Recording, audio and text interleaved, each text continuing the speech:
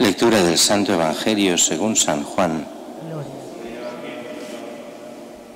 6 días antes de la Pascua fue Jesús a Betania, donde vivía Lázaro, a quien había resucitado de entre los muertos. Allí le ofrecieron una cena. Marta servía y Lázaro era uno de los que estaban con él a la mesa. María tomó una libra de perfume de nardo, auténtico y costoso. Le ungió a Jesús los pies y se los enjugó con su cabellera, y la casa se llenó de la fragancia del perfume. Judas Iscariote, uno de sus discípulos, el que lo iba a entregar, dice: ¿por qué no se ha vendido este perfume por 300 denarios para dárselo a los pobres? Eso lo dijo no porque le importasen los pobres, sino porque era un ladrón, y como tenía la bolsa se llevaba de lo que iban echando. Jesús dijo: déjala, lo tenía guardado para el día de mi sepultura, porque a los pobres los tenéis siempre con vosotros, pero a mí no siempre me tenéis. Una muchedumbre de judíos se enteró de que estaba allí y fueron no solo por Jesús, sino también para ver a Lázaro, al que había resucitado de entre los muertos. Los sumos sacerdotes decidieron también matar a Lázaro, porque muchos judíos por su causa se les iban y creían en Jesús. Palabra del Señor. Gloria a ti, Señor Jesús. Estamos ya en la Semana Santa y nos vamos acercando cada vez más a lo que es la Pascua, especialmente no solo el Triduo Pascual en el sentido del Jueves Santo, el Viernes Santo, sino la fiesta más grande de todas, que es la Pascua y es la resurrección del Señor, y que es como fiesta la más grande del año, la Vigilia Pascual, la noche de Pascua. Insisto siempre, cada año, este año he insistido poco, pero a celebrar la Vigilia Pascual. La gente lo toma como, bueno, un domingo más, ir a misa el domingo. Es mucho más. Esa Vigilia Pascual es la gran fiesta de las fiestas cristianas. Y como tal, un cristiano de verdad es, lo diré mal, casi imperdonable el no ir a la Vigilia Pascual. Es la fiesta propia en la que va un cristiano. Sí, para cumplir el precepto es suficiente la misa el domingo, de acuerdo, pero la Vigilia Pascual es la fiesta de las fiestas y como tal el cristiano participa. Y dice que el Evangelio de hoy, que 6 días antes de la Pascua, Jesús está en Betania, donde vivía Lázaro con sus 2 hermanas. Ese Lázaro que había Jesús resucitado de entre los muertos. Y allí, invitado a cenar, Marta servía, Lázaro era de los que estaban con él en la mesa.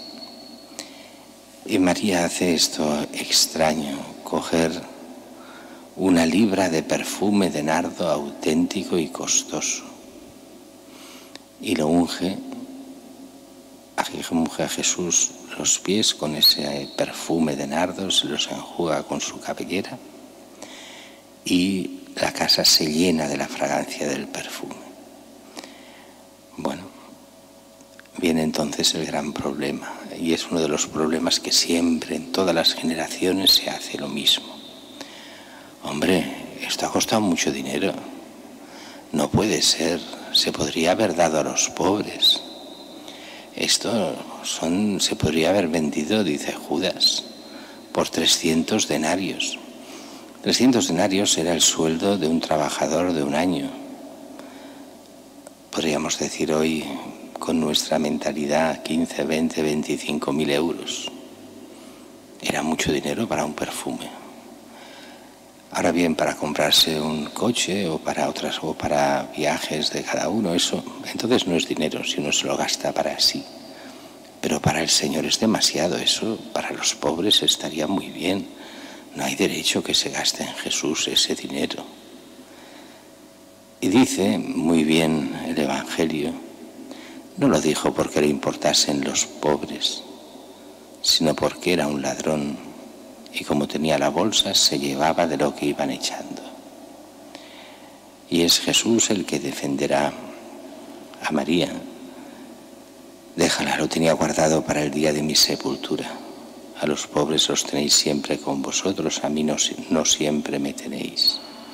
Aquí Jesús hace además como una profecía, los pobres existirán siempre.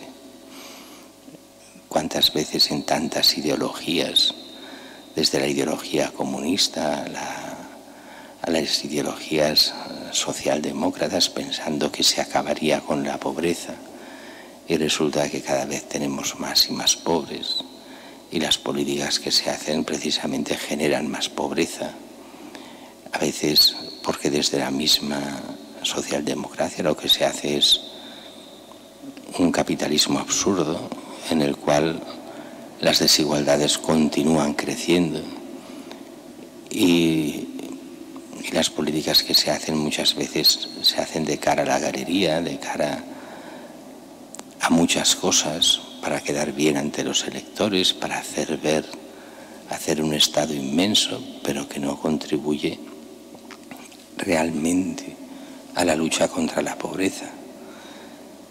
Porque las cosas se plantean muchas veces desde las ideologías y no desde la realidad.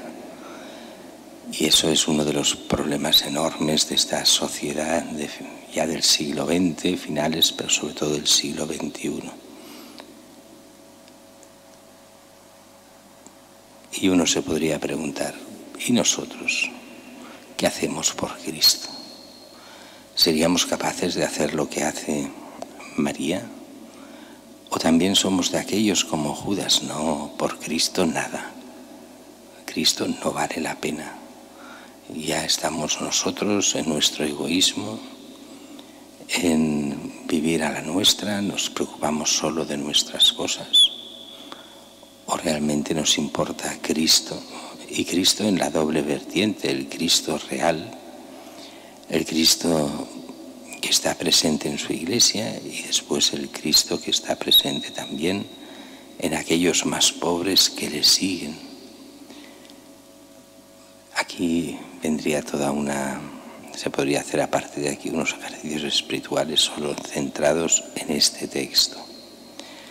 Pero dice también que una muchedumbre de judíos se entera que está allí y fueron, dice, no solo para ver a Jesús, sino para ver a Lázaro, porque había resucitado de entre los muertos, querían ver a este que ha resucitado.